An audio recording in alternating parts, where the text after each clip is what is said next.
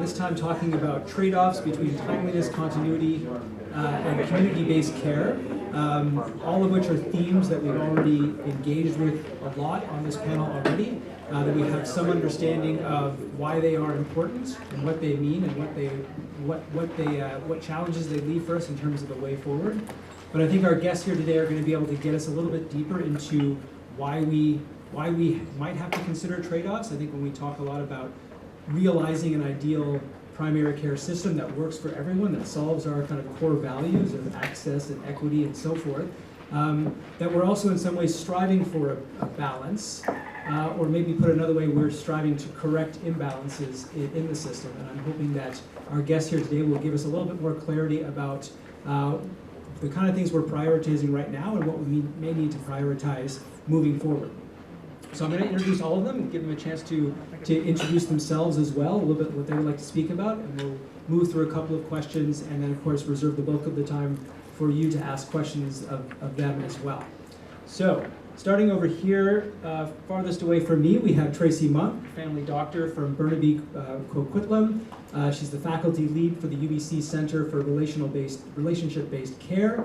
And she's also the physician lead for the Provincial Pathways System Network, an online resource for physicians and their staff. Next to her, we have Rita McCracken, assistant professor at the Department of Family Practice at UBC, and also a family doctor in Vancouver who has studied a lot about transformation in the system and the changes that we may need. And then directly to my left, Andre Picard. Yes, appropriate response, I think. Health reporter and columnist for the Globe and Mail, an author of 6 best-selling books, someone who has been, I think, following public health debates in Canada since the mid-'80s or earlier? 1880s. 1880s. 1880s. Yes, exactly right. And we'll get to that if we need to. And of course, has been named and lauded for his being a public health hero and being an advocate through your work and through your journalism towards not only advancing public health outcomes, but also being an advocate for patient needs and how systems should change. So welcome to all three of you, and thank you very much for joining us. I'm going to start with who am I going to start with? I'm going to start with Rita, to ask you to get us started. Because we've already kind of learned a little bit about how the structure that we have in place here in British Columbia, our primary care system is set up in such a way that we rely on doctors for everything, including to run the business of being a doctor.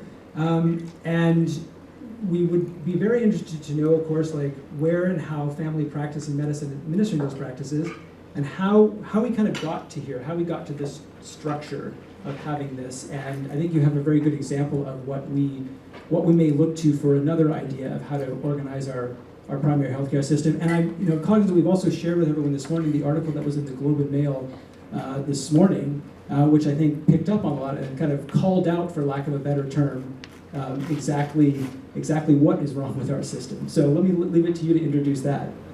Okay, thank you. Can everybody hear me okay? Mm-hmm. Yeah. Thanks for this opportunity. Yeah, so Kelly Grant basically took care of my entire message with her article in the Globe this morning. And I think the trade-off that I really want to emphasize is the trade-off between a doctor-led system and a community-led system. And that example of the public school that Kelly Grant used in her article today, I think is a really interesting place to start to pull apart this system that we do have right now, which we have because that's the way it's always been. And why change something if it's completely broken? Very broken. It is very, very, very. Break it again. Yeah, it needs to be built back up. So let's imagine that we had 15 to 20% of children in Canada who didn't have access to public education. Imagine the ramifications day to day for those kids, for their families, and for the community. And then imagine a few years later and a few years after that. Those ripples are going to affect those individuals and those communities forever. And imagine if our solution was to graduate more teachers, that's not a bad part of the solution. But then to say to those teachers, hey, we want you to attach the children who don't have education. And in order to do that, you're going to set up your own school. You're going to find a building. You're going to organize the utilities. You're going to hire the staff. You're going to manage the real estate market in Victoria or Vancouver. You're going to need to also deal with the fact when your staff gets sick, or if you get sick, you're still going to need to be in charge of absolutely everything. And then we're going to pay you per lesson, per kid. And you're going to use that money that we pay you to take care of all of those elements of primary care. It's preposterous. It's completely bananas. It doesn't make any sense at all. It may have made sense in the 1960s, 70s, and 80s when primary care was much more simple. It was often an office set up in a doctor's home. They might have a spouse or another trusted individual who ran the front of the office for them, and there was only a few medications that needed to be dispensed. There was very little social work that physician was doing. And there was a hospital close by that the doctor could run to where there would be nurses and other support people who could provide support for more complex interventions. And so we have this old-fashioned system trying to work in this modern world, and it's not working. What we need to do is we need to look to public education or other systems that serve the common good and create an infrastructure that is going to allow people to access that care, whether or not an altruistic, fantastic family physician like myself or Tracy or the other family doctors here has decided to open up a practice in exactly the right spot and take in exactly the right people. Is that That's great. Thank you so much. And I'll turn to Tracy next. And I know you've studied a lot about, of course, the importance of continuity of care, and that's been, of course, a major theme here. And I think you wanted to introduce a little bit about why continuity of care is so important, how it may be deprioritized or challenged right now, and even speaking to some of the examples that Rita gave, how do we guarantee and improve on continuity of care given the different models out there that people might be considering in terms of change? So let me hand it to you to start there. Well, I guess first I'll say there's three kinds of continuity: informational continuity, management continuity, and relational continuity.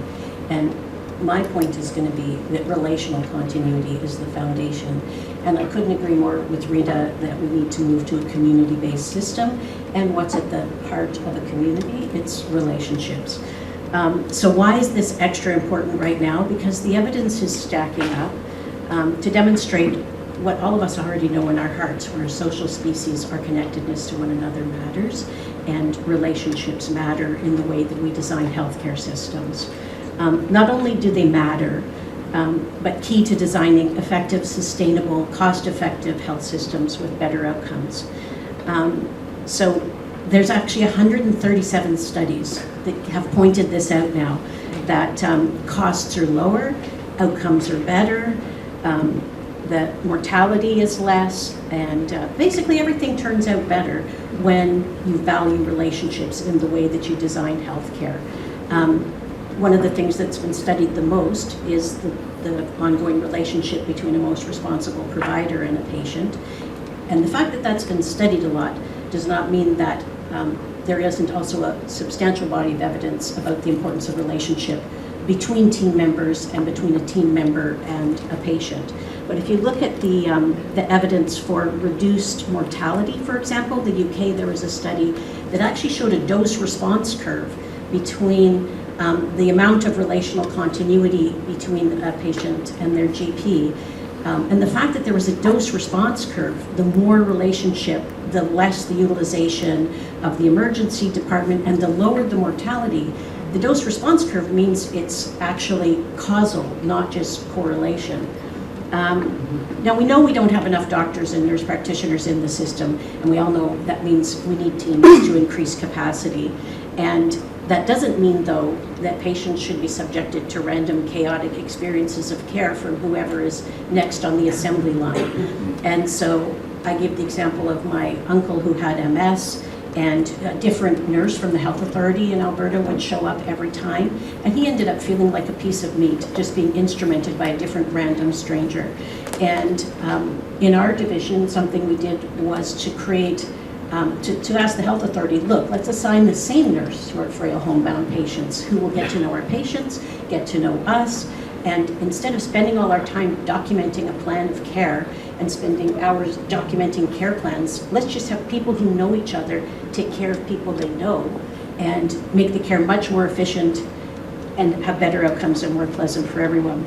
So in high-performing primary care teams, they value relational continuity, so they have little teamlets within larger teams, and they measure it, and high-performing primary care has 75 to 85% relational continuity with the same provider. So that means if you see a doctor, you see the same doctor. If you see a nurse, you see the same nurse. If you see a social worker, you see the same social worker. So we need to measure the degree of relational continuity in the system.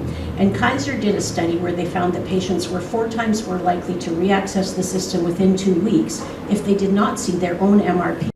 So it basically quadruples the amount of work to be done in the system and makes the existing workforce go nowhere near as far every time we value purely episodes, random episodes of care.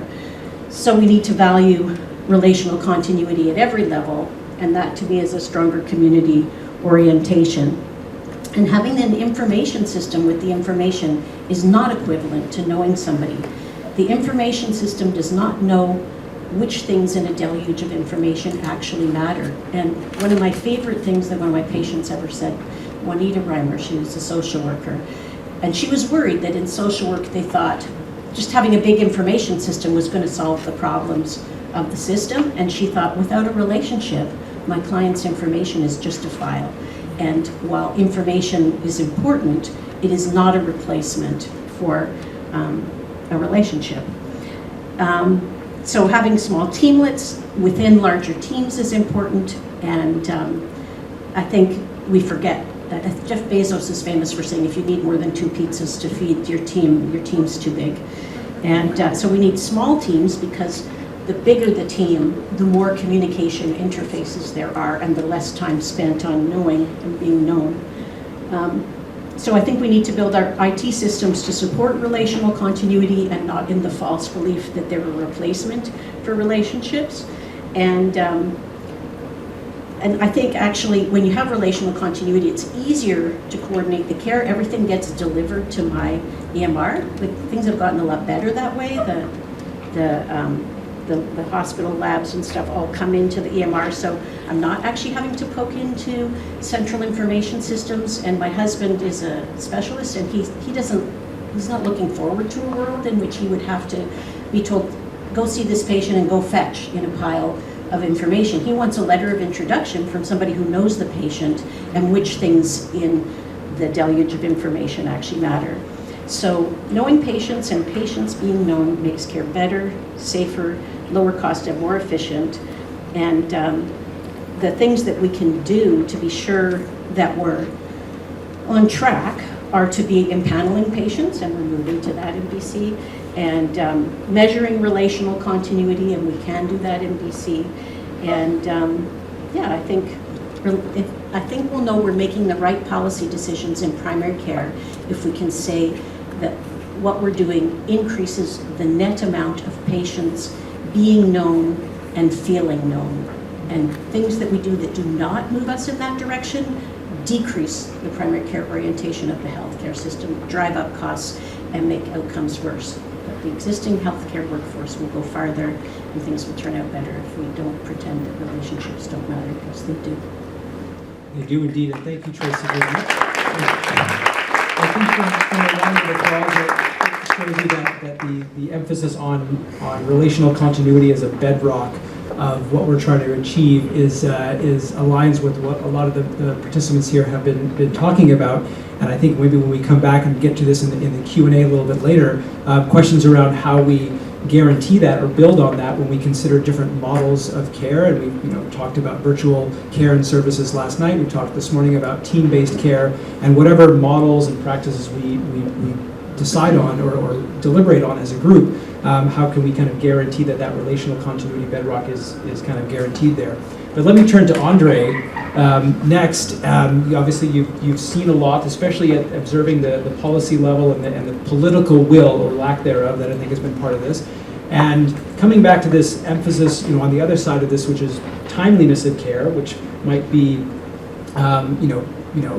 demonstrated by the emphasis on walk-in clinics and after-hours care and episodic care and things like that. But what have you seen, sort of observing policy and political will in primary care space that maybe leads you to conclude that things are a little bit imbalanced right now, and where do we need to prioritize?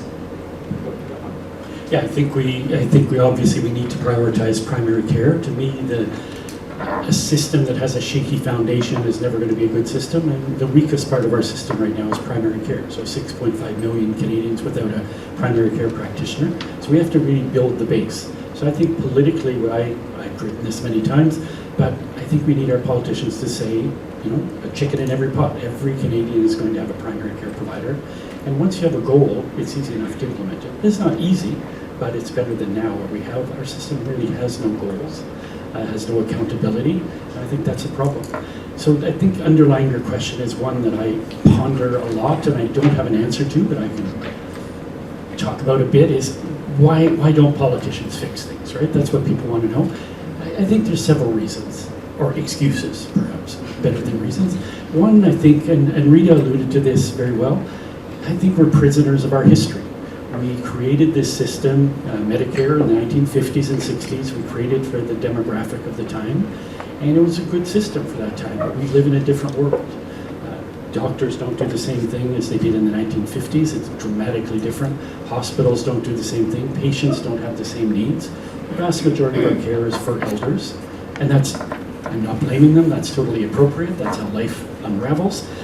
But we have to create a system for the people who need it, and we don't. We have a system that's built for healthy people who need to give birth and have traumatic injuries. That's what we had in the 1950s. So we have to fundamentally change the system. Now, I'm not saying if we have a nice organizational chart, everything will be fixed. People sometimes accuse me of that, but I think it's a start. It's better than no organizational chart.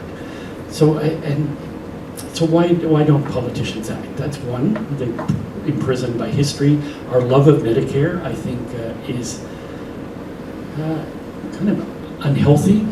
We love this system despite all its flaws, and we romanticize Medicare too much. I'll put it that way. Medicare is an insurance program. When I hear people say, Medicare is what defines us as Canadians, I'm like, that makes me feel icky. I don't want to be defined by an insurance program. I want it to be adaptable to our needs.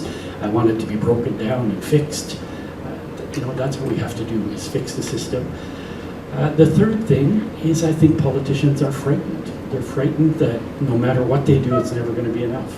So you're in this paralysis, and it's better to do nothing and be crapped on than to do something and be crapped on even more. That's the reality.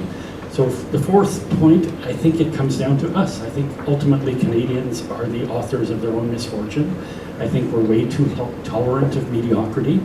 We're way too tolerant of this notion of, I don't have a family doc, but it's free, so we have this notion that, it's free, so we can accept all kinds of terrible outcomes. Waiting 12 hours in the ER, it's free. We're not the US. That's we have to get rid of that nonsense.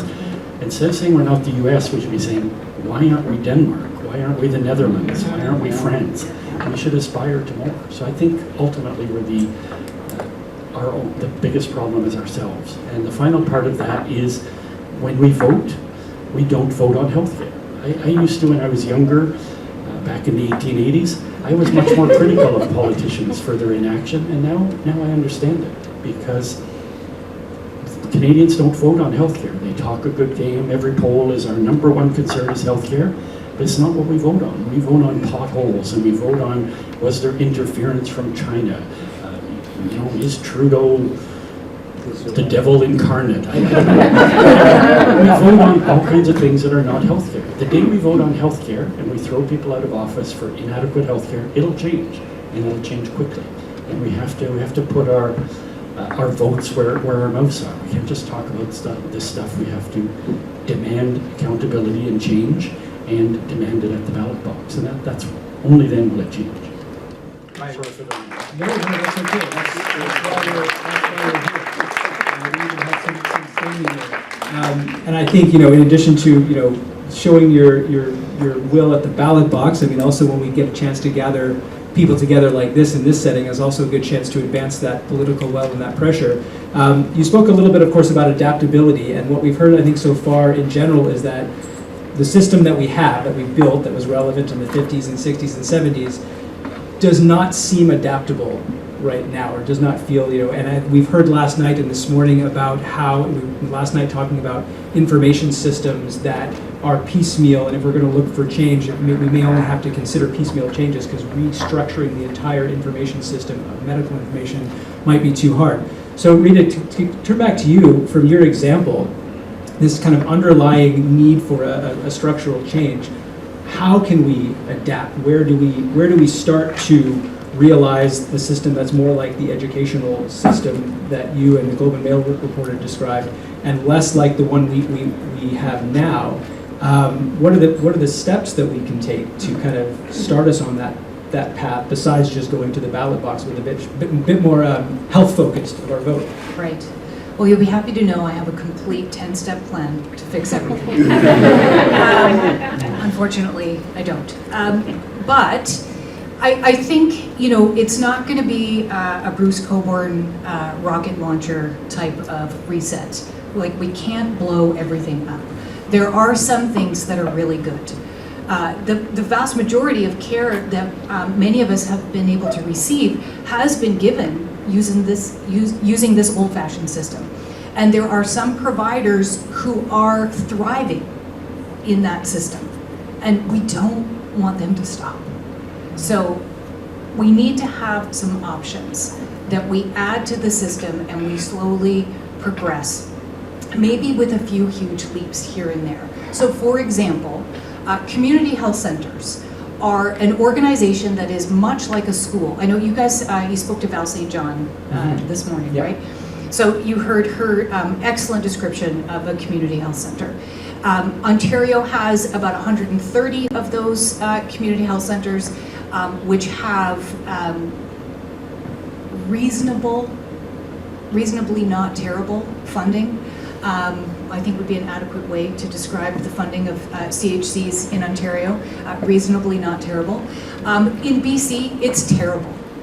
We have terrible funding, and I'm not sure if Val was quite as on the nose with that as, but some CHCs are literally having bake sales to be able to keep the lights on in their facilities. And what is going on with that? When we have these communities who have come together and created this physical space of community and relationship to provide care that is not just pharmaceutically based prescription care that is episodically delivered via a telephone or whatever. This is like all the good kinds of care and figuring out what does this community need.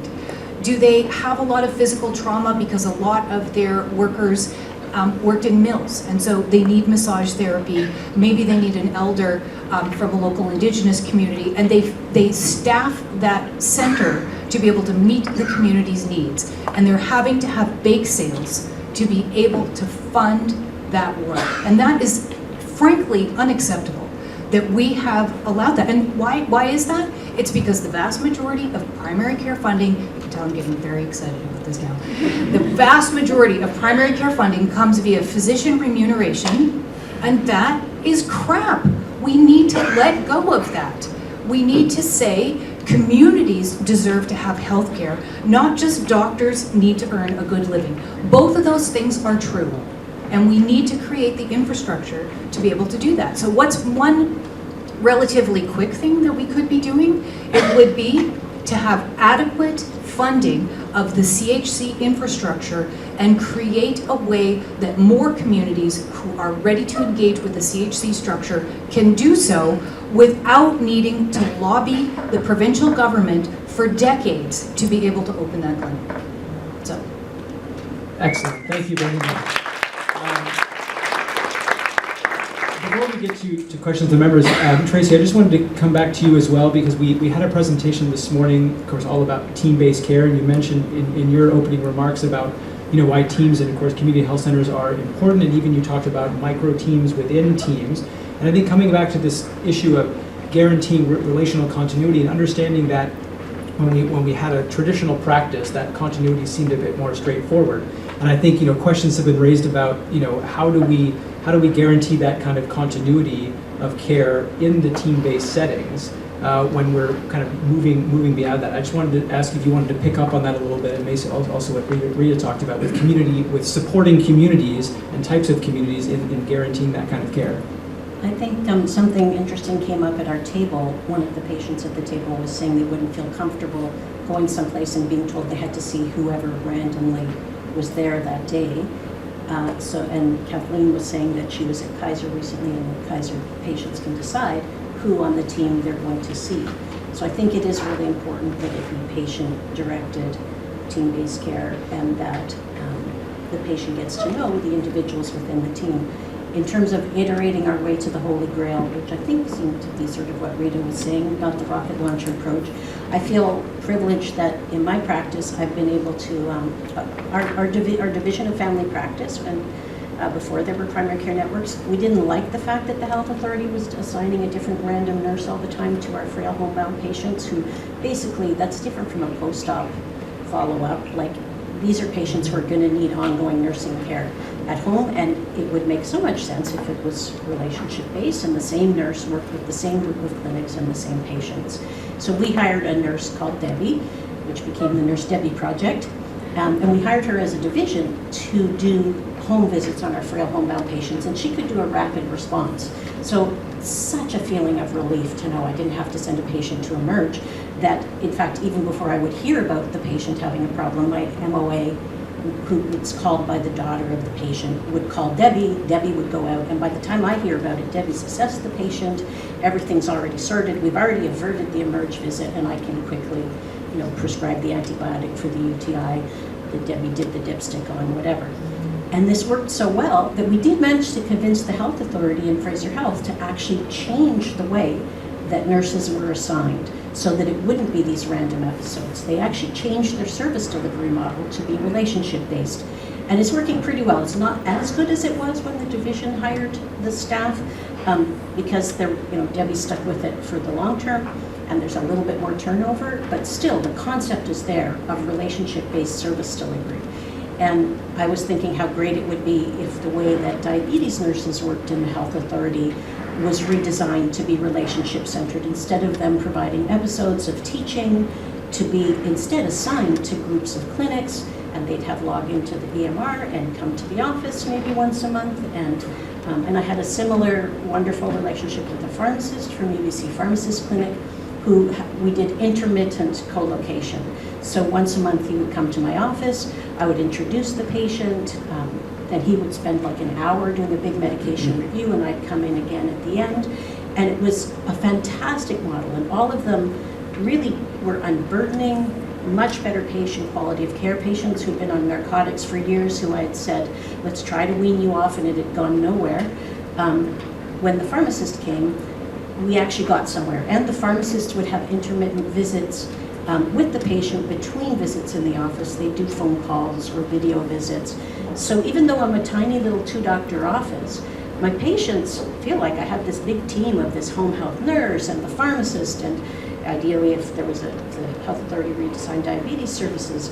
And there's also a mental health clinician as part of our primary care network, and it's the same mental health clinician.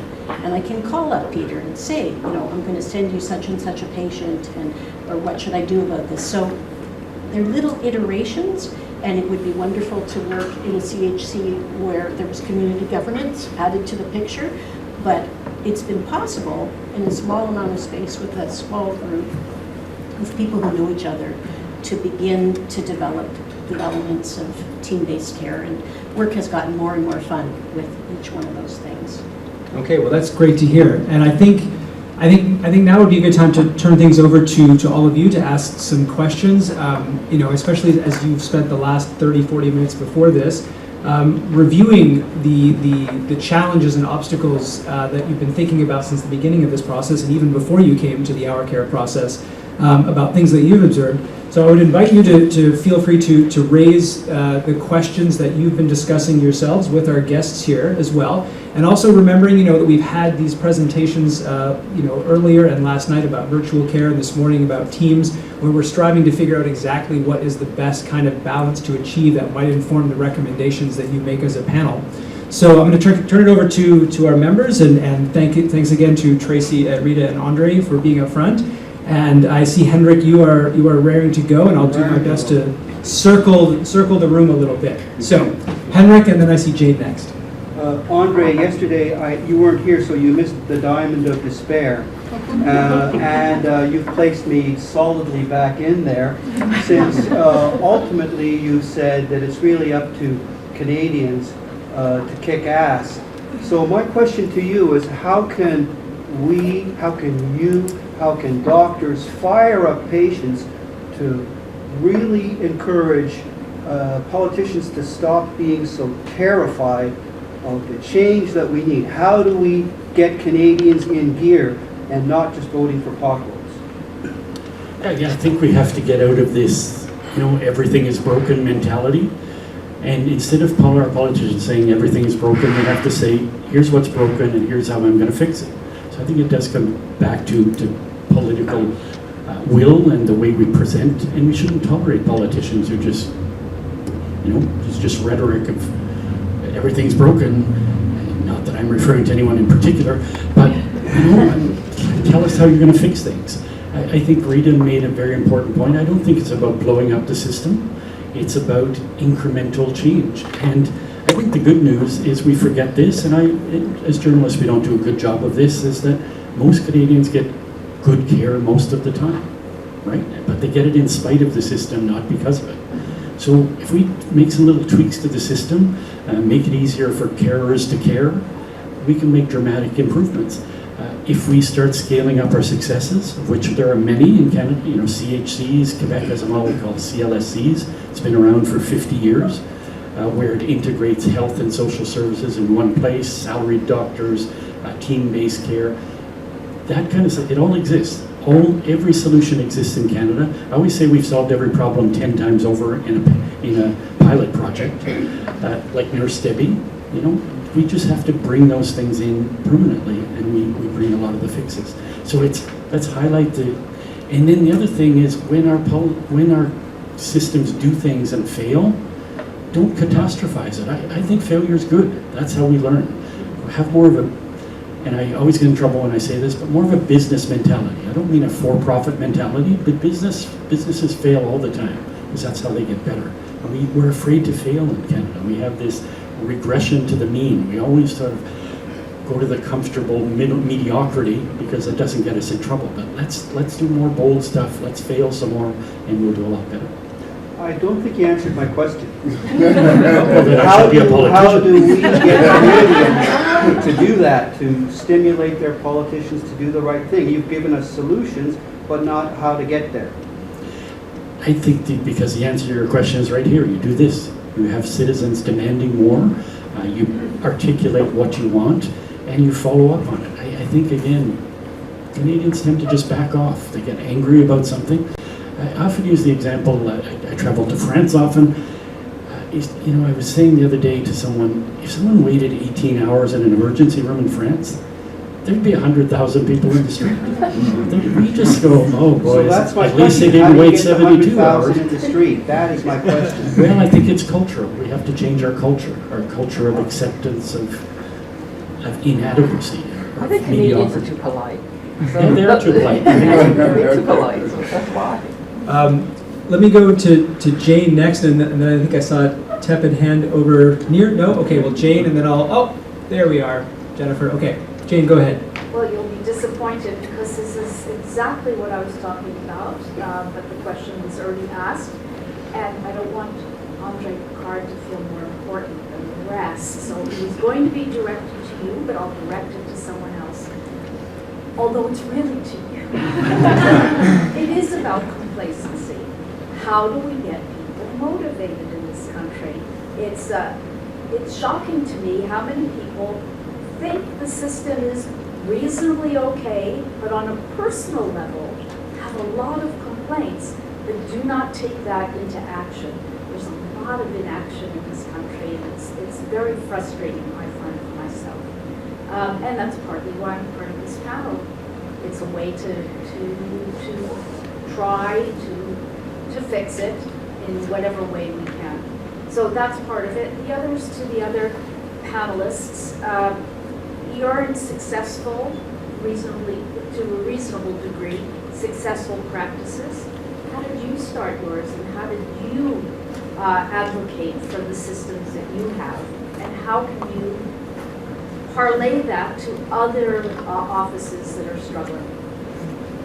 Let you guys go first, and then if Andre wants to lead the charge into the streets some more. Well, in terms of how did I get my practice going, I didn't, somebody else did, and then I joined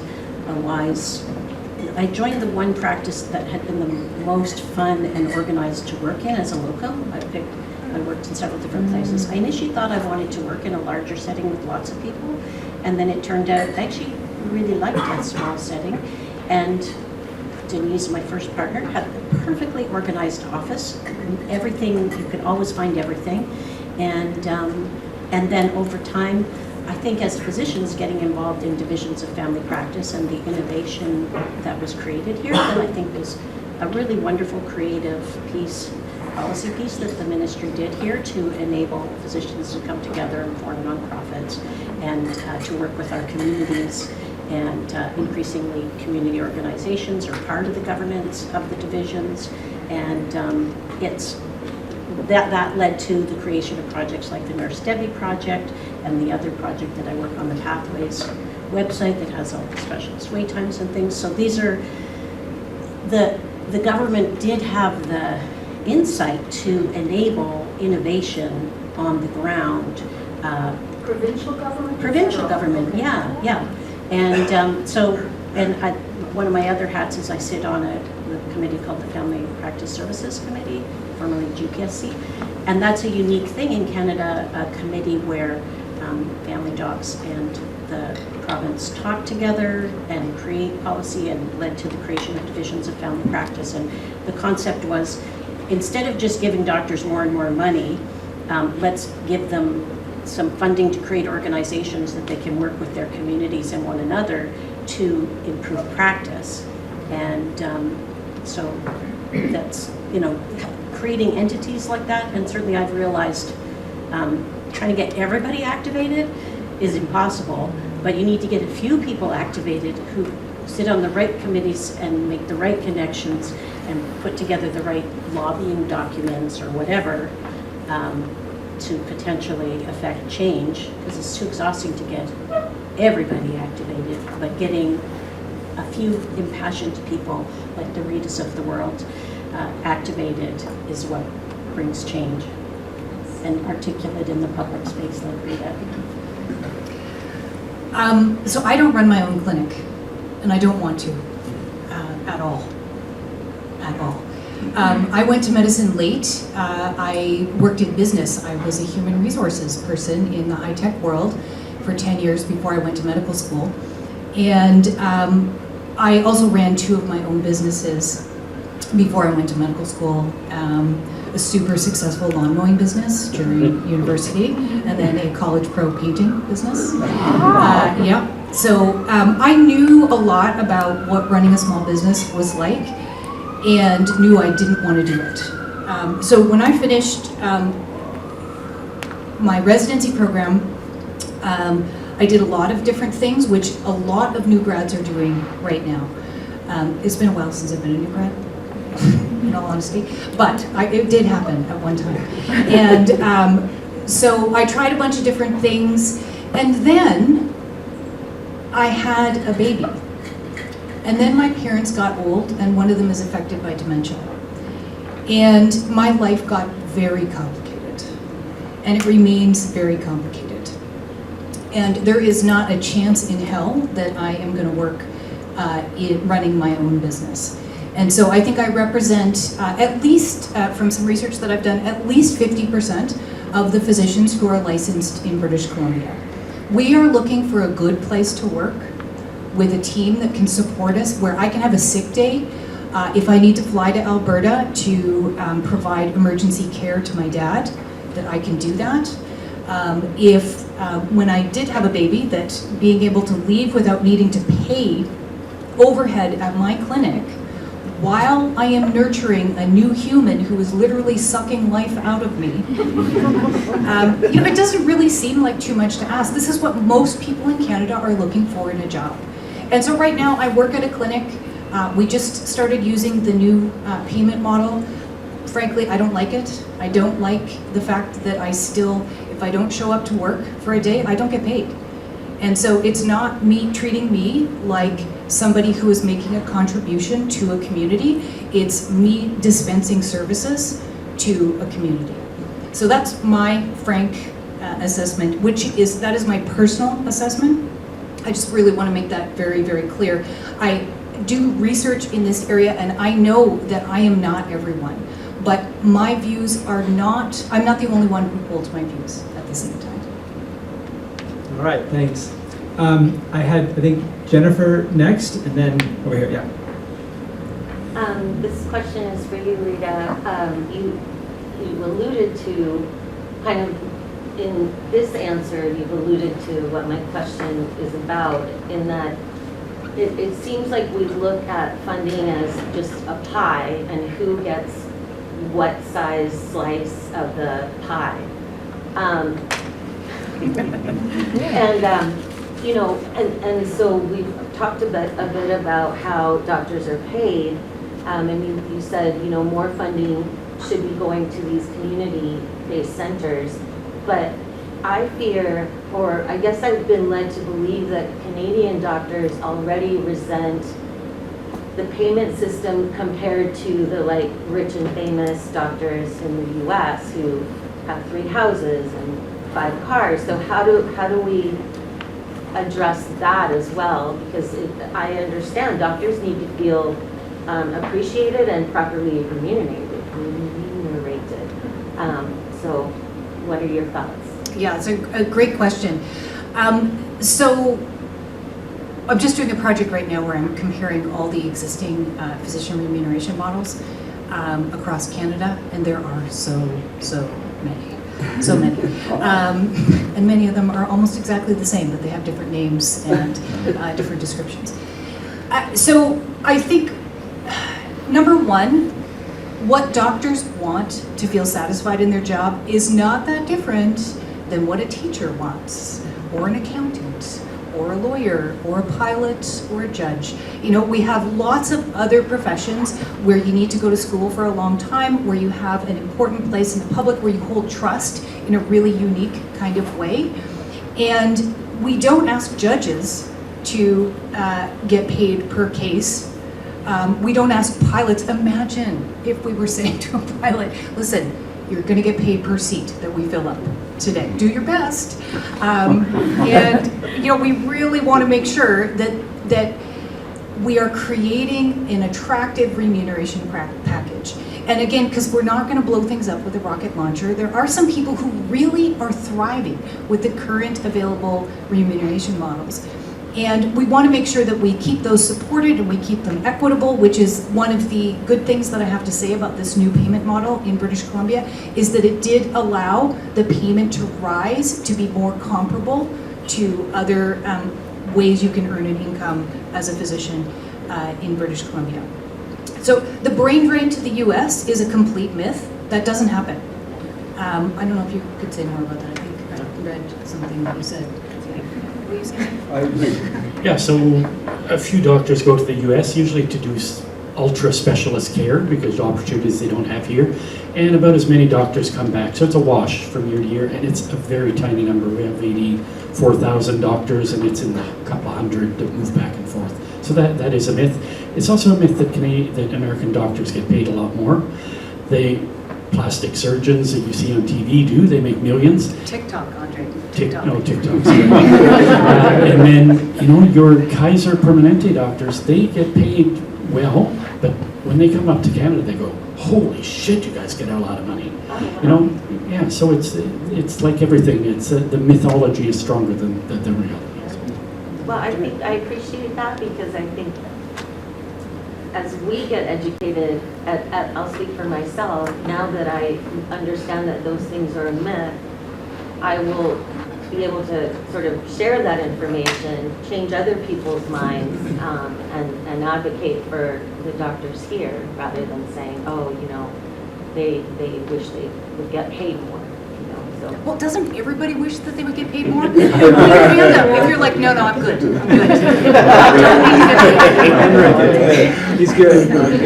Tracy, you want Yeah, to so I respond? just wanted to say, I'm somebody who is really happy on the new payment model. And all the docs in our community, it's like a big weight has been lifted because for the first time, you know, if I log in and do my labs and I don't see any patients that day, I just log in and look at my labs at home, and that can be hours. Actually, I just got back from being away. I had 250 labs, and it took me at least an hour and a half to review all that. So we can bill for that time, which is a transformation and has really made a huge difference. And the billing is infinitely simpler. Like, I was always terrible at billing, so I learned to be a billing educator, so I would at least figure out how to do it properly. But it's such a relief to have to shed the vast majority of the complexity of billing. So it really has made a big difference, and it's definitely not perfect, and it needs some additional modifications to better support teams and to also support true comprehensive generalism, because at the moment the model just applies to your care in the office, and a strong primary care oriented system would be supporting docs providing care in the hospital, doing deliveries, doing nursing home, doing a scope of generalist care. And so work is underway to make the model applicable to support comprehensive generalism, and work is underway to make it support team-based care better. But it has been it's been a game changer and changed the mood, I think, for a great many of us. Not perfect yet, but big positive step. You want to add something? Yeah, Go ahead. We're not going to solve the problems of healthcare by paying people more money to do more of the same. That's not the solution. We've been doing that for many years. It's a failure. I just came back from touring 4 Scandinavian countries. They get paid, the doctors there get paid a lot less. But what do they get? They get what Rita said. They get maternity leave, they get work-life balance, they have office hours, they have a caseload that's decent. They don't care. I stayed with a friend who's a doctor there. He makes $91,000 a year. He just doesn't want to get $200,000 and have to run a business. He's happy. He gets a decent wage, the same as anyone else who, if his level of education. So we have to be careful about this, throwing money at problems. We've done that for far too long in Canada with little success. Here. Right. I think we've got time for 1 or 2 more questions. So I think you had a question there, sir? Yep. And then I'll look. Okay, back there for you, and then. I just want to note that the person with the uterus on her water bottle. I did not see you, because sorry. My question was mainly just about, I'm referring to some notes that I made. So something that had come up as a conversation for us was like the overall cognitive load as a patient. And the amount of work you have to do as a patient just to be a patient in Canada is exhausting. And so my question was just really around like that earlier piece that you had mentioned about like getting fired up in terms of politics, and people aren't voting for healthcare. For myself, I think I have a hard time when I look at the giant list of politics things, and I go to vote on something, and when I see healthcare as a piece, I don't have an understanding of what that means. And so there's a huge amount of like cognitive load when it comes to education and transparency on what exactly I'm voting for, and like how is that something that we can turn around within the system to make that be something that we should be educated on as a country. Like I should feel educated and I should feel secure in understanding what I'm voting for. Right now I don't feel like that. Like even within this panel there's so much learning. Like I had no idea that small businesses were a thing for doctors until I joined this panel. That was something that was just like not a transparent knowledge piece to me. And it gave me so much empathy and compassion for the people that are going through this. But I wish this was like public knowledge, you know? It feels like there's all of these like different paywalls that we have to go through. Like even the Globe and Mail thing, we were talking about it this morning, for subscribers. To me, I was like, oh, so here's this like huge news piece that says something incredibly important. I should have access to that, and I don't, because there's like this accessibility hurdle. So yeah, I don't know how well worded that question was, but. Yes, go ahead. So you can access that article if you're a VPL member, Vancouver Public Library. I just did it successfully for the first time this morning because my Globe and Mail subscription lapsed. It'll be remedied later, but I really needed to read that article before I came today. So yeah, use the public library, another amazing system that we have that works in Canada. Although it needs more funding. But so, you know, I think as somebody who is deeply enmeshed in this whole thing all the time, one of the things that I have noticed is that my patients don't know a lot about the system. And I also have noticed and learned through many trial and errors, lots of errors, that the physician-patient encounter is not the place for that education. Right? I cannot take any of your precious time where I'm providing healthcare to you to explain to you why that referral has taken so long to that specialist and why in Vancouver there are literally no mental health services that I can refer you to, with some very specific exceptions. So I think that we need education around healthcare and healthcare structure that occurs outside of the healthcare encounter. And I don't know if that would happen in our public schools or maybe the public libraries, but I think that that is something that is a really interesting component. And we're unlikely to get much change in voting unless we can raise the level of understanding. We can't send everybody to a 3-month experience like you folks have had, but thank goodness we have, and thank goodness that you're going to be able to provide the input to the final recommendations. Do you think doctors of BC would take on that task? I'm not sure doctors of BC would be the best group to take on the task about educating about the healthcare system. Doctors of BC knows a lot about representing doctors, so they're the union for the doctors. And their job is to make sure that doctors get the best pay and the best outcome, not to fix the healthcare system. So I maybe they would be a good partner. Yeah. I think Camille Curry's group has done a really good community-driven job of educating patients and what's it called? BC Healthcare. BC Healthcare Matters. Yeah. Maybe she'll get elected. Yeah. Maybe she will. Yeah. I think they've done an Also, the amazing job. regulatory colleges serve the public. They're there to provide for the public, and they can take that role of education as well. That is their role, protecting the public. And part of protection is offering knowledge. Thank you for that perspective. I promised the last question just in the interest of time. Yeah, please go ahead. And then I'll ask for a quick wrap up here. So it's more maybe of just a structural question regarding community health centers. We've talked a lot about how the services that are offered are specific to the community that they're serving. I'm just curious how those CHCs decide what services to offer and which ones to leave out, and how you would avoid any gaps in service and, you know, make sure that there's nothing that's being missed and people that aren't being missed. Yeah, so one of the unique things about a CHC is that it is run by a community board. And so there are usually between 3 and 9 community members who run that board. And they are, there was one CHC I was doing some work with, and they had this really cool grid where they had done some consultation with the community and said, okay, what do we want to make sure, which perspectives do we want to make sure that we are using when we are making decisions for our board? And it included things like immigrants from very specific communities that were well represented in that community. It was financial stewardship. It was awareness of what it's like to be living underhoused or unhoused. So all of those aspects. And then they tried to pick a board that would have as much of those characteristics as possible, knowing that they will never be able to represent everybody, but at least if they know where the gaps are, then they could do some special question asking when that happened.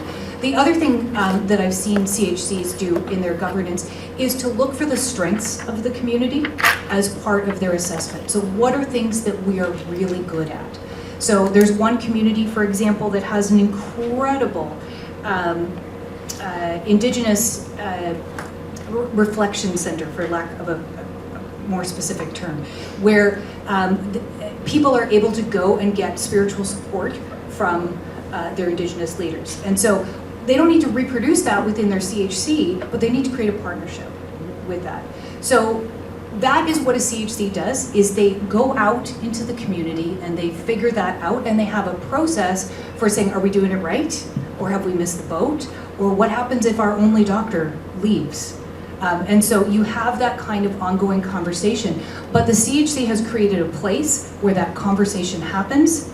Whereas if you're in a community where the only access you have to a physician is via a physician-run office and they leave, that conversation is now completely absent from your community. So I think really good point that it's not going to be perfect, but that the governance structure, which is part of the, like you can't just set up a CHC, you can't just set up a clinic and say, we're going to be a CHC. You have to use this governance model. Yeah, I notice a lot of times you get people with, really good ideas and they want to be helpful and they come in and they're trying to offer things that you don't need. So I just was curious about how that worked. Yeah, thanks very much, Ellie, and thank you as well. I know we weren't able to get to all the questions we would have liked, but perhaps our guests can stick around a little bit during the lunch hour if possible. But just wanted to sort of bring us to a close. In lieu of the 100,000 people in the streets protesting, shaming our politicians for their inaction or their platitudes of the revolution that might start this, one of the things we have instead is we have 30 to 35 people in a room who are thinking hard about this, who are taking in everything that they learned, and are going to make a set of recommendations. And I'm wondering if you could each just take a closing thought to the panelists gathered here that speaks to kind of the impact that they can have with what they're doing in this process, and also maybe to look from your perspectives as researchers, as doctors, as journalists. What you might be looking for when you read the report ultimately when it comes out. What will interest you, and what will you be kind of looking out for that might kind of help them along their way. So, Tracy, do you want to start us off? I'm going to say relationships matter, and make sure that we design healthcare systems to value relationships.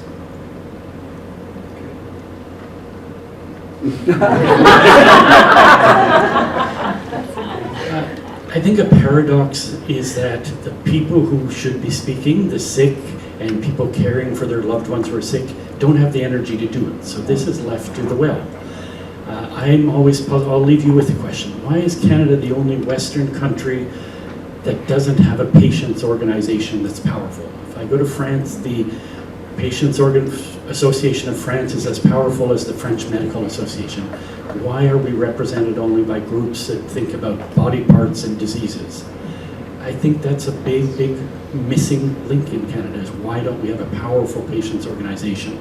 And we need that voice, and we need desperately to speak for the whole body of all people.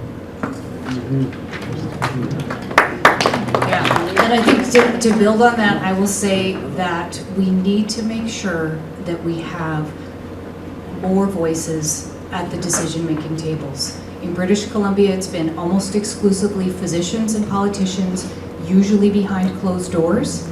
And I would encourage each of you to write a letter to your MLA to say you've had enough of that. You've had enough of healthcare solutions coming just from doctors and just from politicians. And the other thing is, if you hear doctors complaining that they're left out of the conversation, it's not true. It is not true. Physicians our voices get heard all the time. Listen to me up here.